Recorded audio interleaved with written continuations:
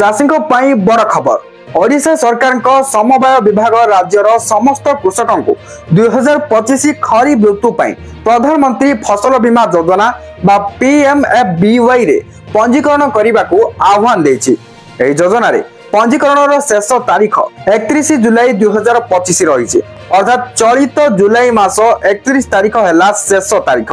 कृषक मानक प्राकृतिक विपद यथा बन्या खरा और पकमाछी जनित क्षयक्षति सुरक्षा प्रदान करने एही योजना एक गुरुत्वपूर्ण पदक्षेप। एही योजना अधीन विज्ञापित अंचल में चाष हेउथिबा 8टी फसल जमती धान मक्का चिनाबादाम मांडिया कपा हरड़ अदा और हलदी बीमा करा जाई परिबो। प्राकृतिक दुर्विपाक जो फसल नष्ट हेले चाषी माने क्षतिपूरण पाई परिबे।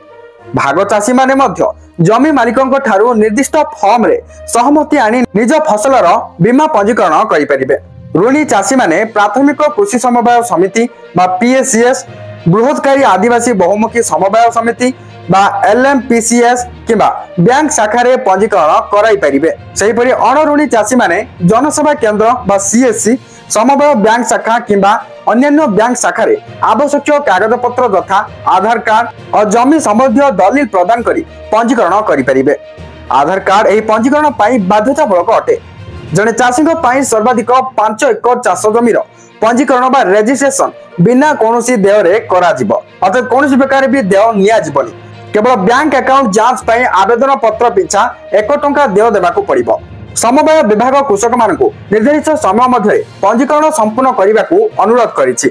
अधिक सूचना पाई निकटस्थ PSCS LMPCS बैंक शाखा ARCS DRCS किंबा CDAO ऑफिस रे जोगाजोग करि परिबे।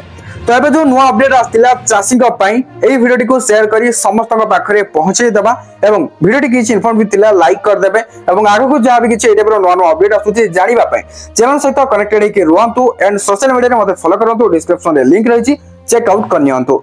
Thank you for watching.